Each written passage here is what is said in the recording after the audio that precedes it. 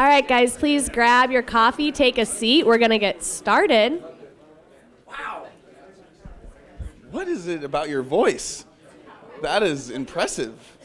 Anyways, welcome, everyone. 1 Million Cups. It's a beautiful Wednesday. We have a couple great presenters this morning. So first off, is there anyone here for the first time? Show of hands. All right. Awesome. Welcome. It's great to have you here. Secondly, what is 1 Million Cups for those of you that are here for the first time? 1 Million Cups was a program started by the Kauffman Foundation, basically to get more interest in entrepreneurship in Kansas City. So there's going to be two presenters coming up telling you their stories, and then you're going to have a chance to ask them questions, poke holes, and just kind of learn more about their story. And the question portion of that starts with panelists. So I'm going to go ahead and let our esteemed panelists introduce themselves, starting with Brian Azorski. I'm just pretty nervous. First time here, long time caller. Brian Azorski. I actually was up here a couple of years, about a year too long, actually, in my opinion. But these guys are carrying on very well, so I'm happy to be back as a panelist. I'm a entrepreneur. My latest venture is the Tiki Bar T-shirtclub.com, where I'm not only the founder, but I'm also a client. I'm Mindy Hart, and I'm a serial entrepreneur and also a nonprofit entrepreneur. I am also the associate director of the Mid-American Nazarene University's Fast Track program. We have a class starting in June, so if you are still exploring and vetting out your business concept, come see me. We'll get you registered for class. And my personal business is Essential Foundations for Business, where I help you with your organizational development and make sure that your marketing matches your business. Thank you, Mindy. Thank you, both of you, for being here. Very lucky, two fantastic Kansas Cityans. And with that, we're going to open it up to Tiki Tom, who will tell you about their business.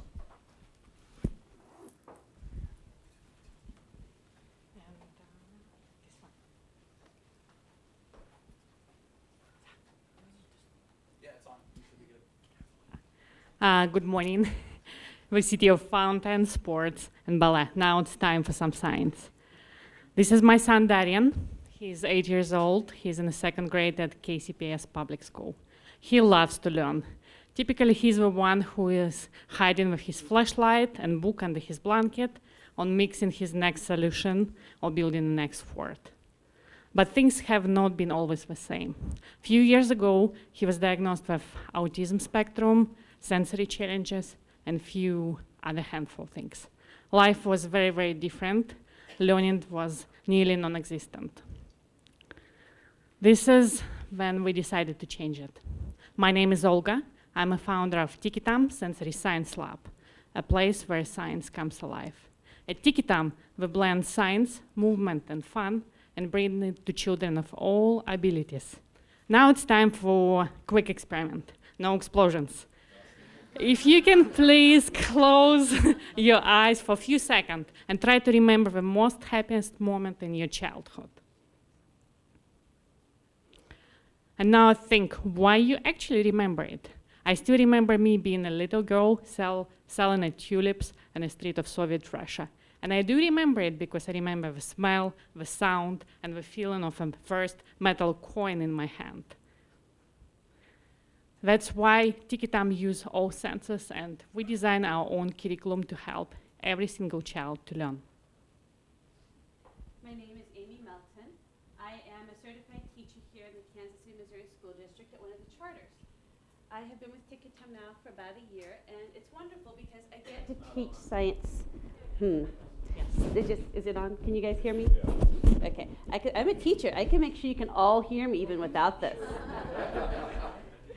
But we have known for years, to learn at their best, students need to be moving. They need to be twisting and turning and reaching and active and thinking. They need to be experiencing sense, sights, touches, sounds.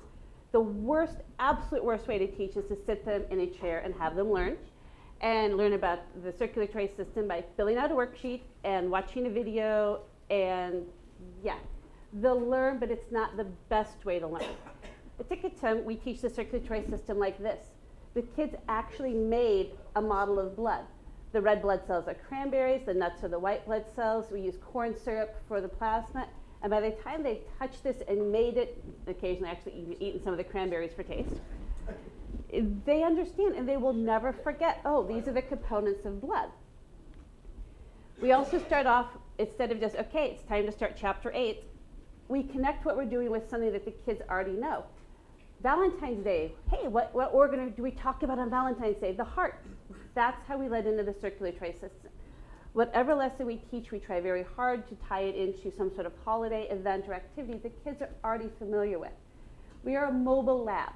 We can bring our lab everything that we need on any science subject you need, complete with next generation science standard alignment, to wherever it is needed. I come in and teach your kids a fantastic, wonderful hands-on lab that they can all succeed at, that they can all enjoy, no matter what their ability level, and that they will love. Here's a couple examples of what we do. We make slime, edible slime. And the one on the right is an edible water bottle. On the top left are glow sticks. And remember how I said you need movement to learn? This on the left is a zip line. Our zip line became a rainbow, and they knew all the colors of the rainbow. And since it was St. Patrick's Day, when they reached the end of the rainbow, they landed in their pot of gold. And that was a great introduction to atmosphere, rainbows, and colors. It's so much fun, and it is so educational. A year later, the kids remember what we have done. We love teaching them. We have paired with a lot of different groups in Kansas City so far, and we would love to expand and reach more children and more groups. And now, a few years later, learning is not a challenge anymore. Learning is his new superpower, and he's the next one who teach me coding. We have a short video to show you. This is from our students last summer. You'll see me in it a few times looking fabulous. Please enjoy, and we will be looking forward to questions afterwards. Tiki Tum is a sensory science lab for kids.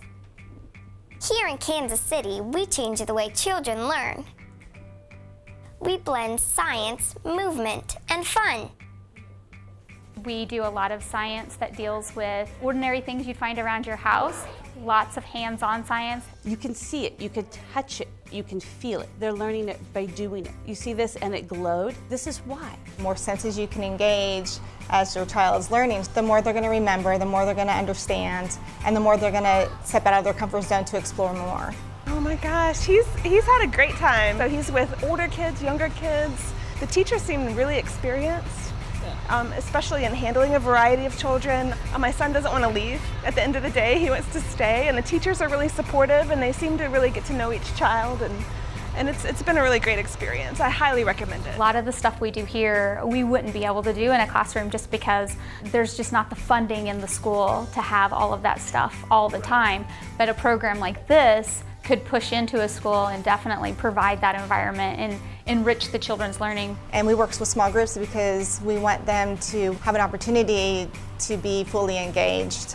He comes out of Tiki Tum with a lot to say. He tells me about his day. We go home and make messes, and he wanted to do a bunch of experiments yesterday. I think it's built his confidence learning these new things. Students that seem like they're not really into science, I think if they had a science class or a science environment like this, it would definitely pique their interest. Children learn best when they're up, they're moving, they're active, they can ask questions, when they're doing. I think anyone that is looking for a hands-on, immersion, very friendly environment with wonderful teachers, this is the program for you. I'm just really happy. I wish it was a school, actually. If it was a school, I'd sign him up. Tiki Tum, we make science come alive. Tiki Tum is a sensory science lab for kids.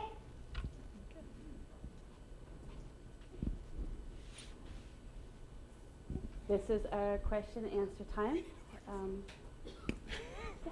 Do you work with school districts? We do. We're now in the process. Hello? Yes. Most of the partners we work now, it's private schools or charter schools or libraries. So we're trying to get the contact with public schools and see how we can work together. Okay. The couple quick questions for you. You said you're looking to expand, so I'm going to kind of ask you a very pointed question. Where do you want to be in 3 to 5 years? We would love to be downtown Kansas City, have a large lab which would operate as a hub to our mobile lab and expand all around Kansas and Missouri. Our goal is to grow and eventually to deliver the lab to each large city. So I went to your website and I looked at it both on mobile and on the computer. What was your reasoning behind having it scroll horizontally instead of vertically? Just looked interesting before. We did it a couple of years ago, so at that time it was something different. So my recommendation for you would be to go ahead and have it scroll vertically. It's a little disconcerting to have it scrolling horizontally when you're trying to scroll it vertically. It took me probably 2 or 3 minutes to actually, after I looked at it on mobile, to realize that, oh, there's more to the right. So you're probably missing out on some movement on the website because of that. So what is your plan for reaching all of these schools that you want to be able to expand in, the community organizations? What is your marketing plan? We work in different way through several systems. We try to do different events. So when we go outside and festivals, fairs, we meet people. So we also do direct phone calls and trying to schedule our meetings and meet with them personally and explain what we do and how it will help them. And how do you do that in a timely enough fashion that they can approach their school and be able to get it into their budget? Because that's the biggest obstacle in you guys penetrating into those markets. We're testing different models. It's basically trial, test, see what works, change it, and try again.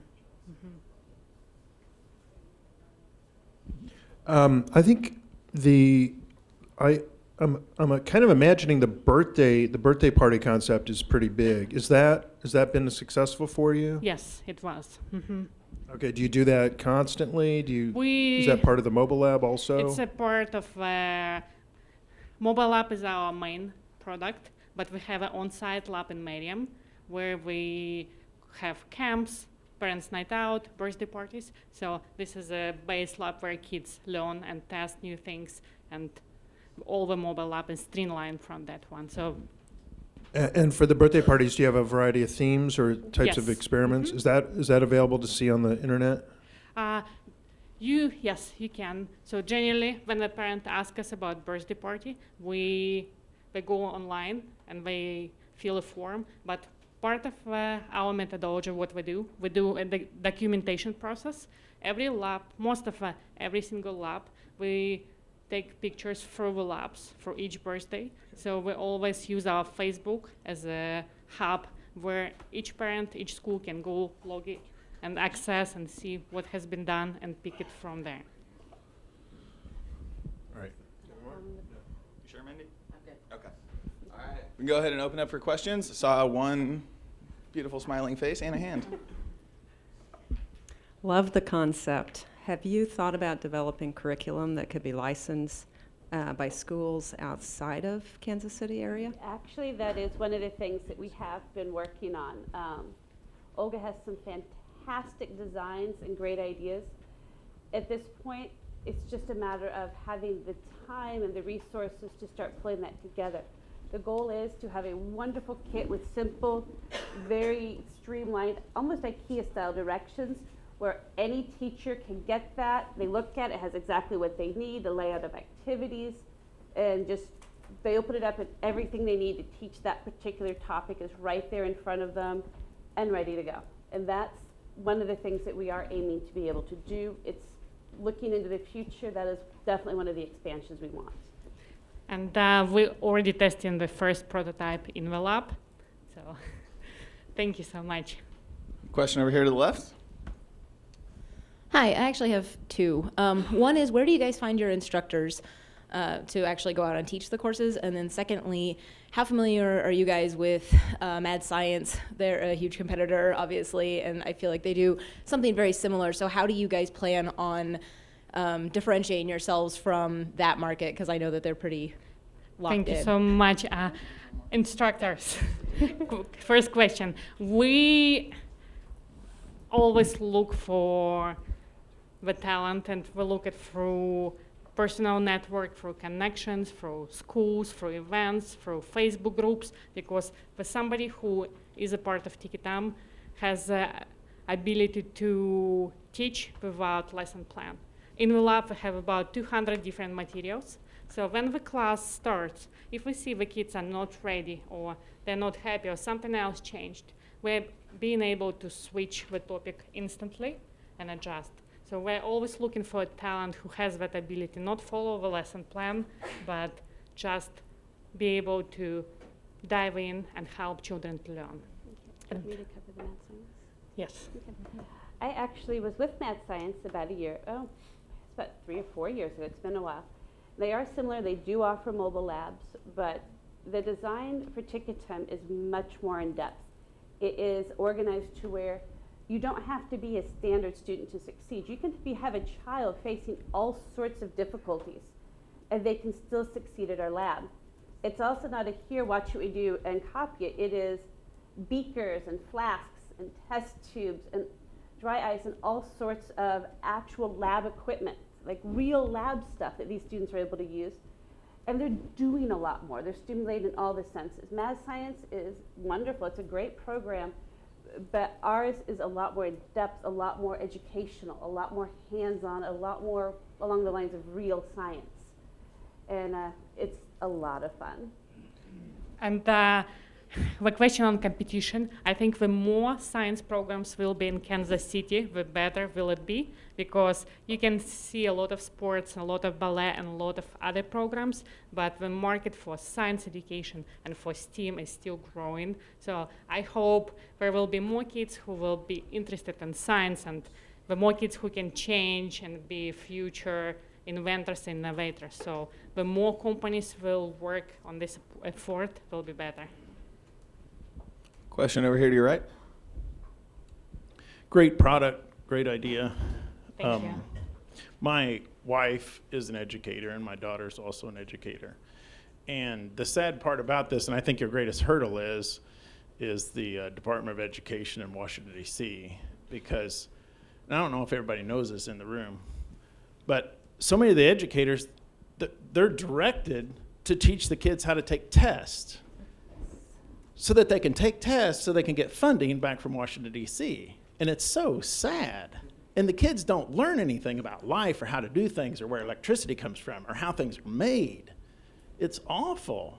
And my wife and my daughter talk about the activities that they come up with, similar to what you guys showed on video. That's how kids learn. That's how they learn. And so many of us in this room have degrees and all this different stuff, and we go to the education and take all these tests, but we don't know how to do anything or how to change a tire, where electricity comes from, or whatever. So my question is, who writes the checks to you? How do you get paid? And I think that's your greatest challenge. I would like to write a check for you to come to our school right now, but where does the money come from for your services? Most of our contracts are not at public schools. It's either charter schools or private schools. We work with libraries, Johnson County Library System, Mid-Continental Library, several preschools. We bring science to Union Station Science City, Wonderscope Museum. So we partner with everyone, but not a public school. We wish they would have more funds and more interest to the program. So we'll keep trying to see how we can work together with them. Another question right here. More of just a suggestion as opposed to a question. We do a fundraising event for our Olathe Public School every year. It's a private event, private fundraiser specific to that school. Every single Olathe school does it. I'm sure the other school districts do it as well. It'd be something I'd be interested in sponsoring you guys to bring your mobile lab to that fundraiser. It's a good introduction to the school system as well, and plus you forego all the bureaucracy in getting into the school as well. Thank you so much. All right, I'm coming around. Who's got one? Over here. I have two questions for you. Number one, you mentioned autism. So tell us about what you do for that. And then where did the name come from? Is that a Russian name? No, the name is when we started. my son was still little, so to engage with him, we basically designed a doll, a little boy, and we named him. It's a made-up name. This is how it started. We had a mascot who was flying on a red balloon and worked with kids. So when first labs were starting, a mascot and a toy was doing it together with kids. So this is how when lab was starting. Mm-hmm. With the students that are autistic, a lot of it, and this is where we have difficulty finding talent, is finding instructors that are comfortable working with autistic children, that understand where they're coming from. The fact that this is not a sit down, listen to what I say, and then copy it lab very, very, very much works in their favor. They can grab it, they can feel it, they can do it. We might demonstrate a few things that they can try if they want to. But a lot of times those students are very, very much self-teachers. And if you give them the supplies and the tools, you could talk about and give them words and definitions in the background, and it will look like they're completely ignoring everything that you say until an hour later when they use one of these large words and definitions that you had mentioned earlier. It's really teaching autistic kids, it's just a matter of finding people with the skill set and the approach to be just comfortable understanding that, okay, they're not looking at you, they're not doing what they're supposed to do, and that's fine. That's what Ticketum is about. Each child's learning style is met. We can teach very well to the standard child. That's great. They love it and they enjoy it. But for kids that would normally struggle, it's perfect for them. They really enjoy it. They really succeed. And they're individual labs at their own pace. And that in and of itself is a huge boost for them. Question up front. So 2 parts. The first one is short. It's probably embarrassing. What is STEAM? Because I know what STEM is. But the real question I have is, how much educating are you doing now, and what keeps you from growing at this particular point? STEAM is a STEM plus art. So finally there is a recognition that art is essential, and it's always a part of a lab. It's just a matter of seeing it. Matter of growing. I think we would definitely hope for science market in Kansas City to grow up and get more interest from parents and from schools, and more recognition that there is much more to the science than before. Some funds are limited. We were self-funded. Basically, the project is self-funded completely. So we're always looking for additional resources. Question back here. Hi, I also work in a hands-on STEM traveling type environment, and I was wondering about your fee structure. Do you cater per student, or do you charge per classroom, or how is your fee structure settled? Our fee vary, basically. We always ask a question: how many students are in a class, and how many classes? Yes, the more children in the class, the less fee is. The more often we come, the less the fee will be. Mm-hmm. All right, we got time for probably 2 more questions. Mike Myers, coming to you. Do you deal with experiments in how sound is created? Yes. Okay, great. I want to talk to you afterwards about a partnership with a charity that I have. Thank you. That just happened. All right. What else do we got going on? So what's your favorite part about being based in Kansas City, and your least favorite part? Where are you having some hard times there? The best favorite part, I used to live in Moscow and large cities, so work really busy scheduler, not seeing my son at all. So actually being in Kansas City, we just moved to downtown. It's amazing. We like the community, the proximity, the things that everything can be done so fast. No waiting, you decide and you go and you act. It's a great city. So many resources, not enough time. Definitely. Well, all that's positive. What's the downside? What have you been struggling with? I think we still need more awareness about science. So I hope instead of parents saying, I'll bring my daughter to ballet, they would say, yes, girls can do STEAM, girls can do science. It's not just for boys, it's fun. So I hope things will change in Kansas City. Awesome. Well, we got time for one more. Anybody's got one? Or I'll do the big one. All right. The big one. Did we have a hand? Ooh, there she is. All right. Oh, I know there are several prominent Kansas Citians who are women in STEM fields who are trying to get their companies to reach out into girls in STEM. For instance, Julie Wilson at Cerner, big proponent of girls in STEM fields. Have you reached out for any corporate partnerships in that way? No, not yet. Okay. Julie Wilson, she's fabulous. Thank you. All right, two things happened. So, what can we as a community do to help you? We are really currently right now in need of a good space to base our mobile lab out of. We need access, like the corporate partnerships. We were educators. We need a hand in just figuring out who do we contact, how do we break into these fields, what are the options, how do we improve our web page, how do we improve our contacts. We have a wonderful, wonderful product. We just are having trouble getting it out there to the people it needs to be, and getting a good, solid place where we can go in, have lots of space, set up our mobile labs in a room that we're not sharing with another related group. So we can have all our stuff there, have it all stored, get it all together, and not be storing anything off-site like we're having to do now. If we can get access to places and people and businesses and partnerships, and we can get a good, solid building that suits our purposes and our needs and is centrally located, preferably somewhere downtown Kansas City, that would be amazing. That's the dream. If we can get that base, we're building to it right now, we are good to go. Thank you.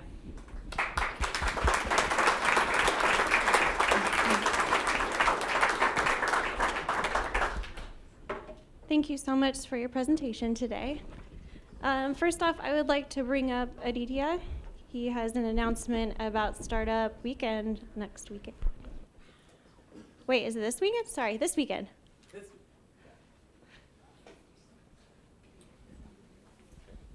Hi, everyone. I just have a quick announcement to make. So I'm with the Lean Lab, and we're hosting Startup Weekend Education this weekend, Friday, Saturday, and Sunday. And basically, for those of you who don't know, it's an event where you can go from an idea to prototype and pilot in 52 hours. And we have a great set of judges and mentors and coaches and a bunch of people already coming with some great ideas. And we would love it if all of you would come and show your support. So you can be a full participant for the whole weekend, but otherwise you can come just for the Friday idea pitches, or you can come for the Sunday awards ceremony. So there's a lot of different ways to engage. And we're also still looking for any mentors and coaches because it's education. If you are a parent, or if you are a teacher, or even if you know a really good high school student who wants to come in and talk to people who are making products to go into schools and give a student perspective, we would find that really, really valuable. But yeah, so to get the URL to sign up is on the sheet of paper over here under Startup Weekend Education. And we're going to be giving away, so in the last 3 days, we're giving away 10 tickets at 75% off.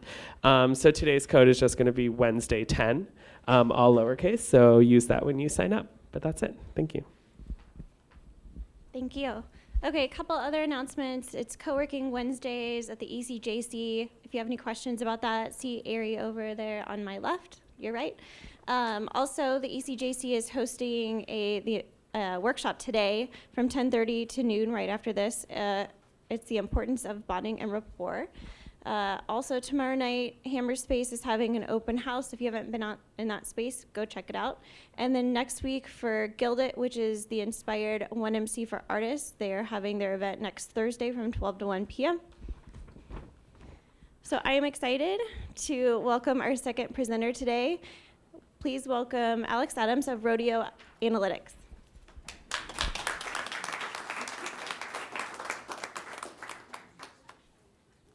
All right, can you hear me in the back?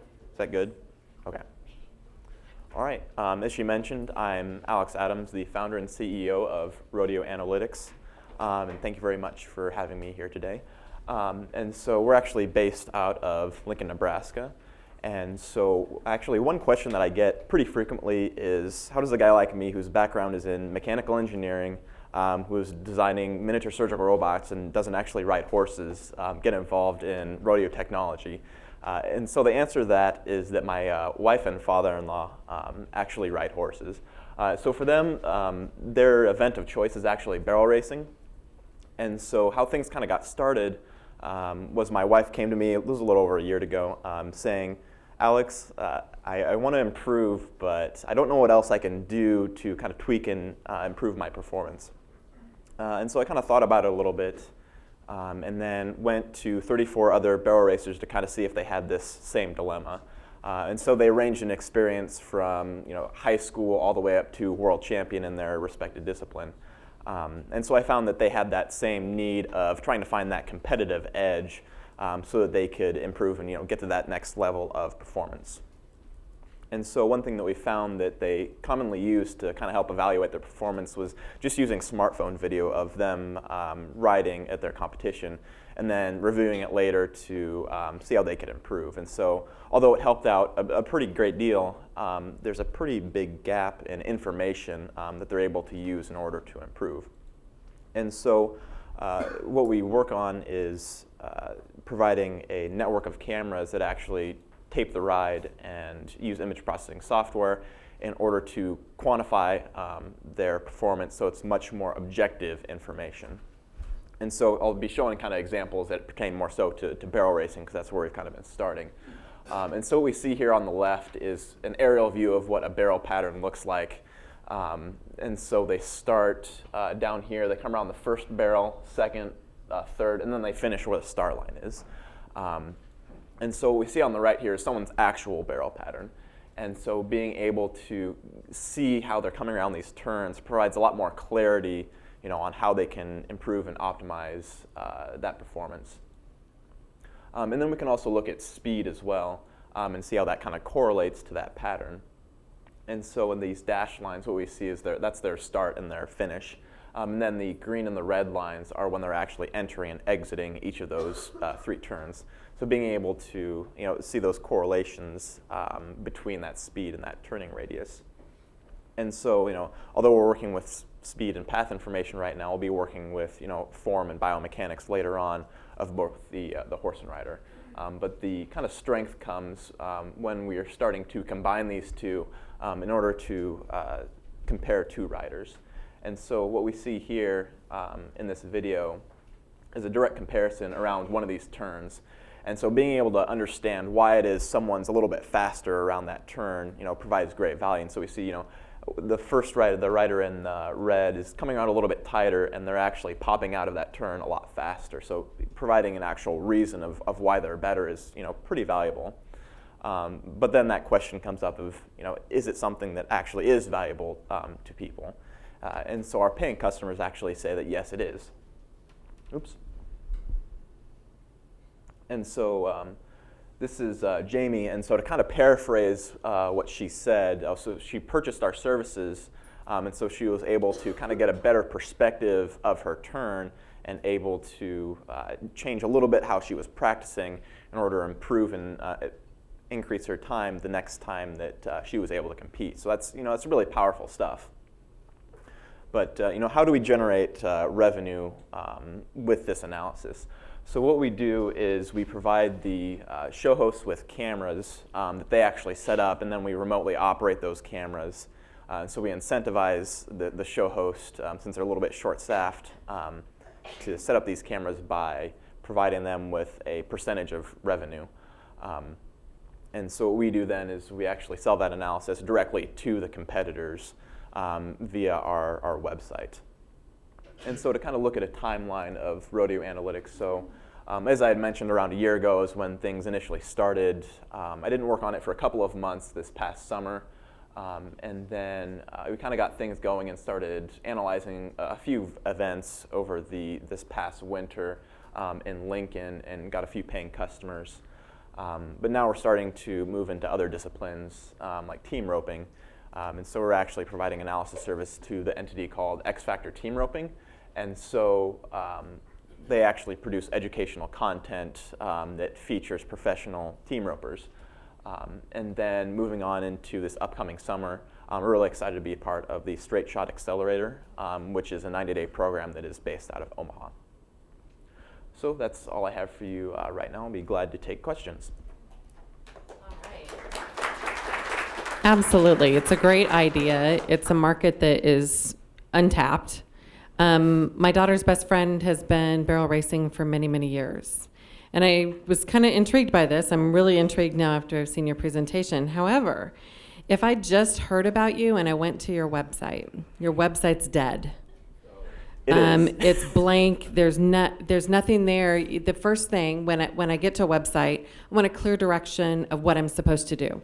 And you have a clear direction of what you want us to do. You want us to sign up. You want us to give us your information before we even know why we're giving it to you. What is it that we're going to get if we enter your website?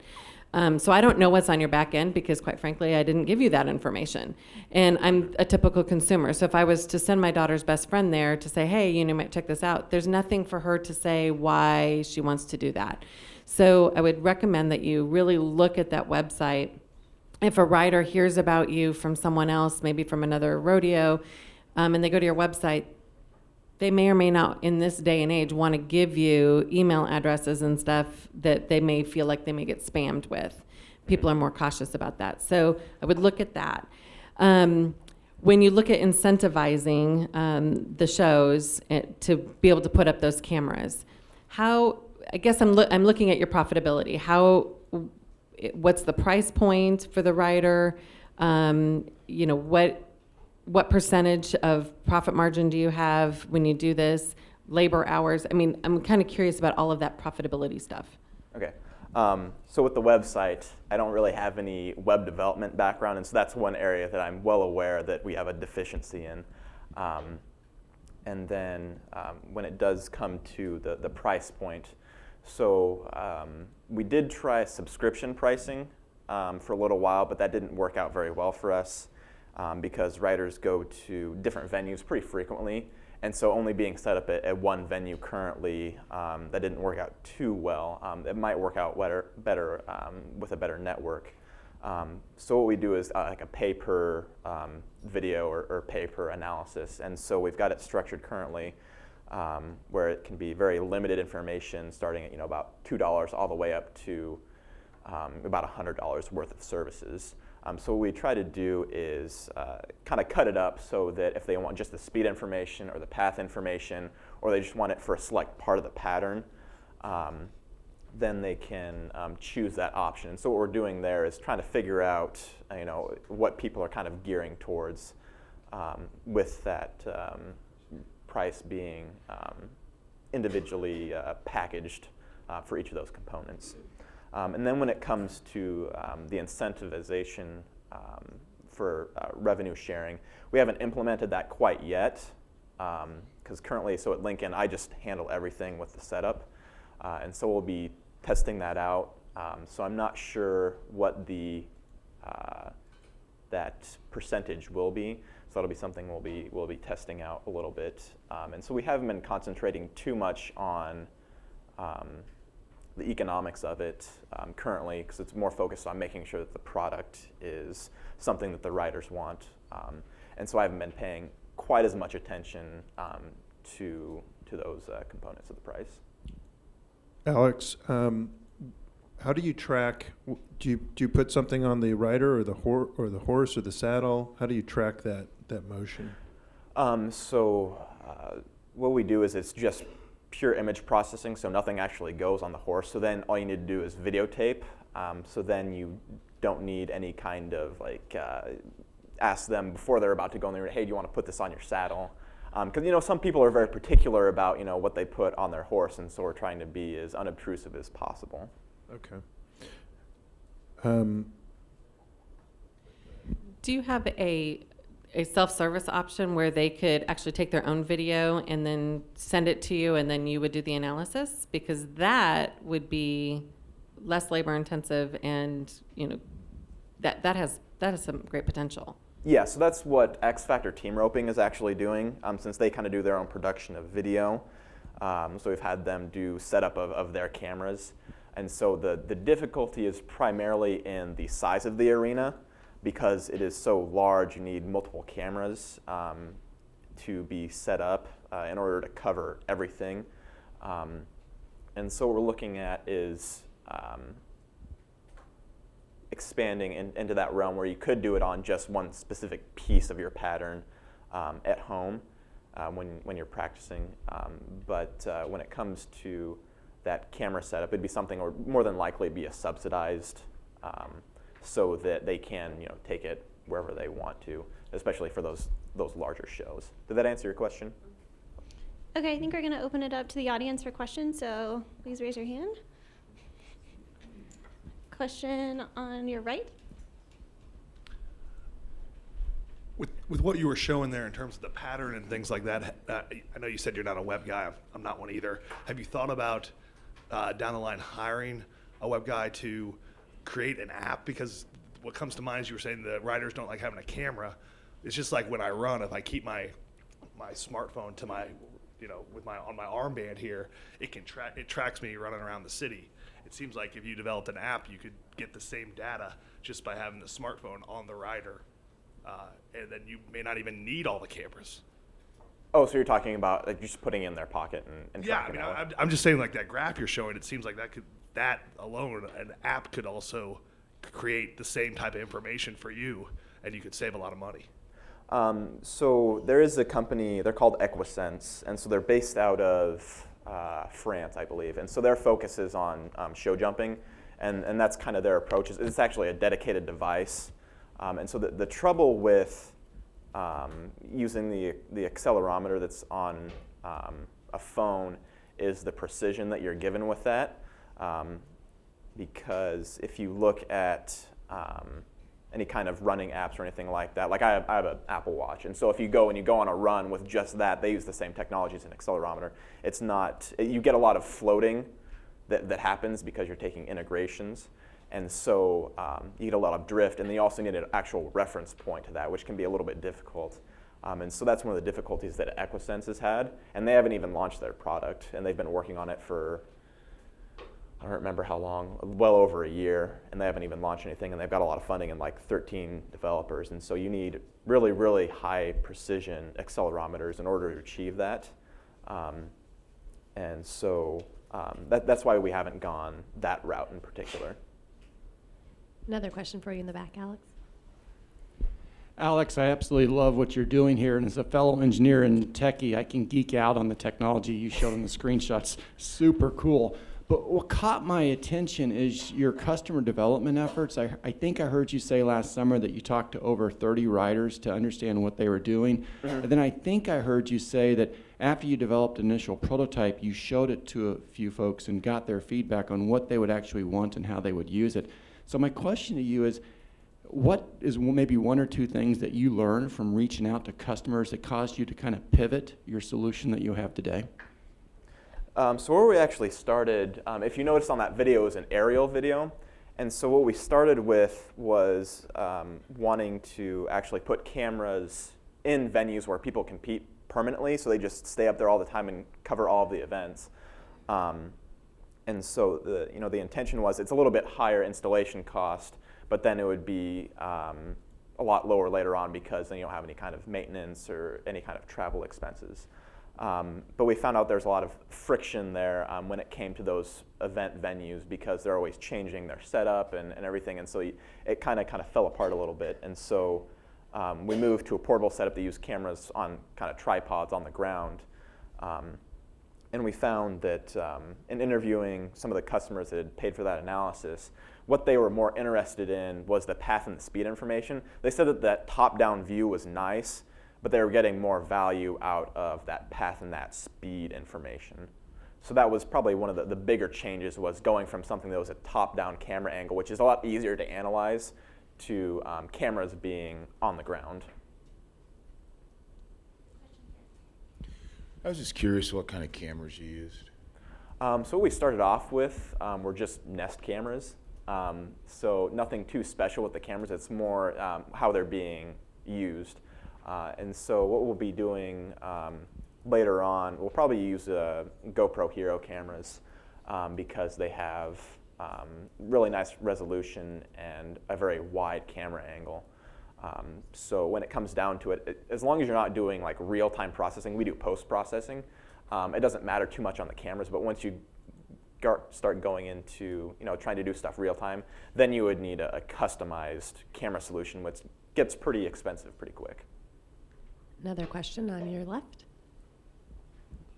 Great idea. How does your post-processing work? Do you have to do a lot of manual analysis of the videos, and do you do comparisons all the time, or and do you have a tool that extracts the information, things like acceleration, radius, speed, and so forth? That's the first question. The second one is, have you thought about the millions of other applications that are possible with this basic idea? So when it comes to the image processing component, we just use some really basic off-the-shelf image processing software that uses, basically you just select the area, and it uses the RGB values, and you can track it that way. We've had some difficulties with that, and so we'll probably be moving to background subtraction, which essentially just looks at what's moving. And so right now it is a fairly manual process, but it's fairly quick because those runs are about 15 seconds, and so you're going through maybe 500 frames, so it's not too bad. And so was there different, sorry, I forgot, was there more to the image processing question, or did that answer it?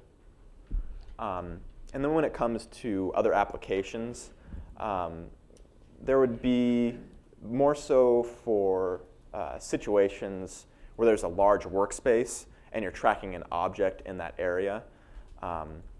Because if you look at, say, golf, for example, you can use the Kinect, the Microsoft Kinect, in order to track biomechanics there, because it's a very small workspace. So the applications would be for that larger workspace. So for example, if you were wanting to look at, say, the trajectory of a shot put or a javelin or something like that, there'd be potential applications in that space. Question on your right. Yeah. Yes. A couple questions. Will a drone, would that work and eliminate some of your other cameras that you would need? And then have you thought about a membership type thing to where you have recurring revenue if you followed them to these different events and gave them continual feedback on different performances?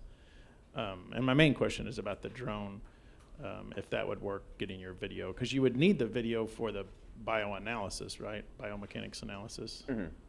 Yeah, so with the membership one, so as I mentioned before, we kind of tried that a little bit, and since there was people traveling to different places, it made it kind of hard for them to kind of see the value in it, because sometimes they don't even know until a couple days before if they're actually going to an event. So I think that will come into play as the network expands, and as we start serving more of those arenas, and more of those show hosts, because that's how we would like to structure things, because that would be a lot more straightforward and a lot simpler.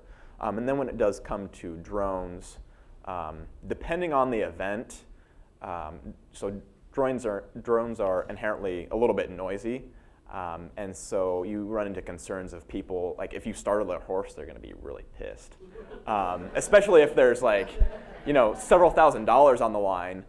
If if anything goes wrong and your drone is up there, I guarantee they will blame you, because I've had instances where I was just sitting on the fence next to one of those turns and videotaping, and they have the announcers person standing next to the fence, move away because people don't want you there.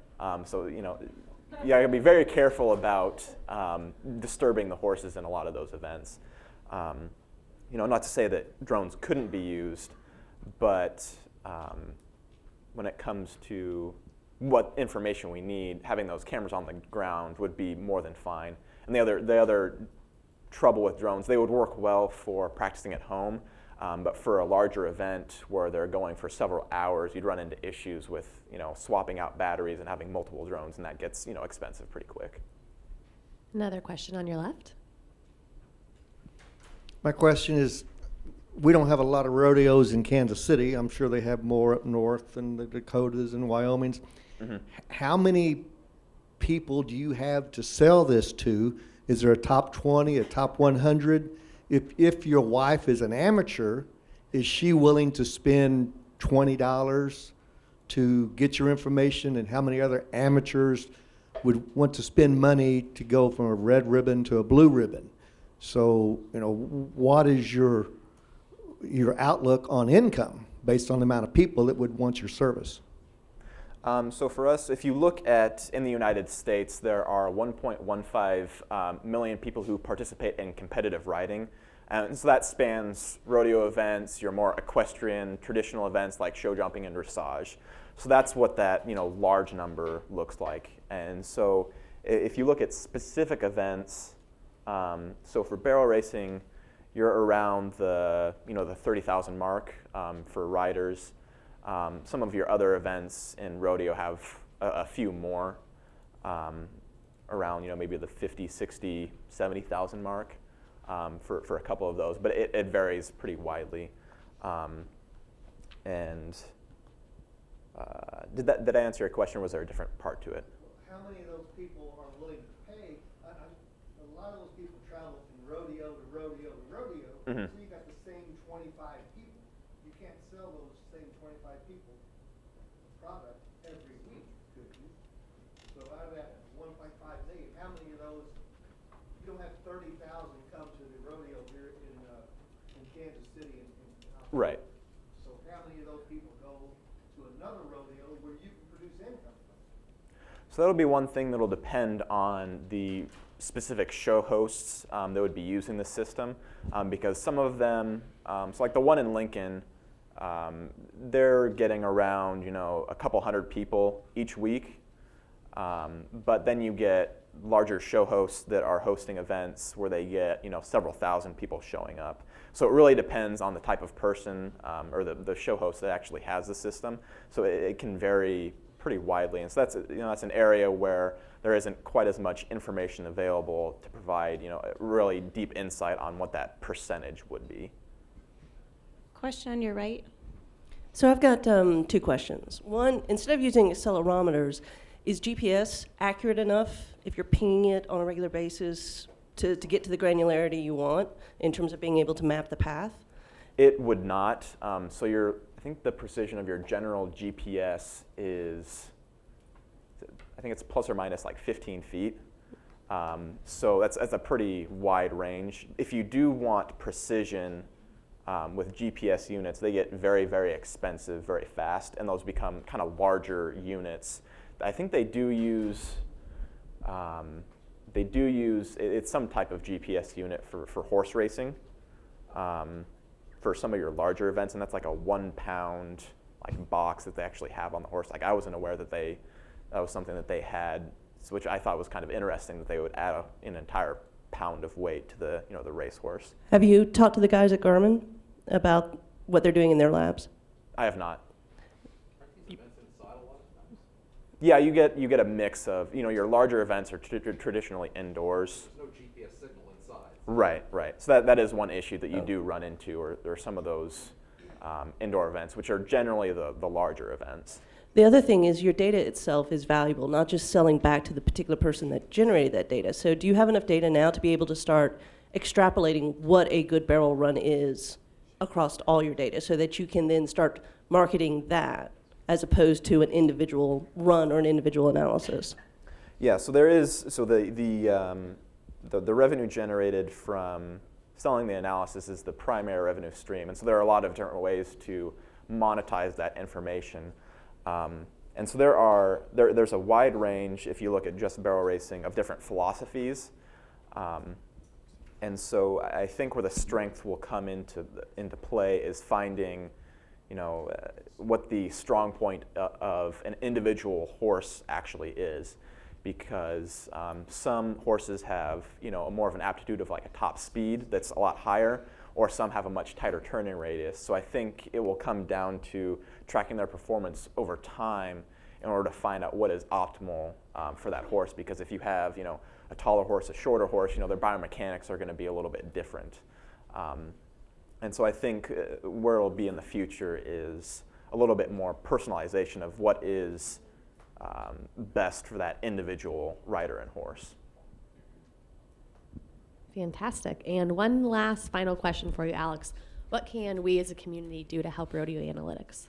So as I had mentioned, the website is not the prettiest. So we're looking to add team members, primarily with background in web development, image processing, and then also on the front of sales conversion.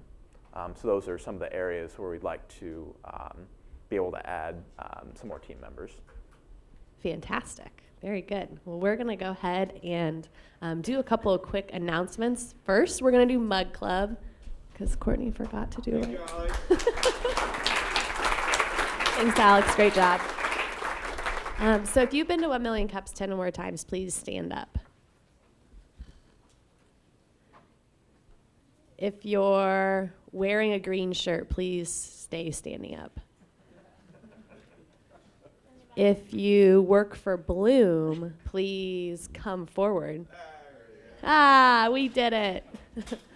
All right, Sean, you get to tell us why you come to 1 Million Cups and what it means to you, and then you'll earn your mug. Thank you, Zach.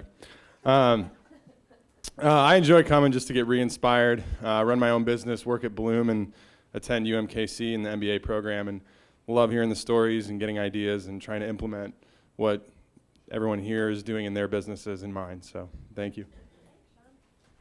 Awesome. And Zach? Thank you, Anna. Apparently we're just going to bloom your pants off this morning. So I have a special announcement. We're doing something, we have not announced this to the rest of the city really, except in specific pockets with HR leaders, CEOs, people like that. But because of the time that you take out of your day every week to be here, we have something special happening tonight from 6 to 8 at Union Station. So, what is that? We're having a financial literacy panel, which you just fell asleep because I said that, right? But the mayor will be there, the CEO of Mazuma Credit Union will be there. We have a lot of fantastic people coming, but the main thing that we're excited about announcing and that we'll be kind of putting out into the world tonight is that Sheila Bair, the ex-chairwoman of the FDIC, and in 2009 she was named the second most powerful woman in the world, right behind Angela Merkel of Germany. We will be announcing that she is on our advisory board tonight. So it would be fantastic to have some community folks out to just be part of this along with all the folks wearing suits and, taking themselves very seriously. So it would be wonderful to have you out. It's from 6 to 8 tonight, bloom.com, 3 O's, /panel, and I hope I can see you out there. Thanks a bunch.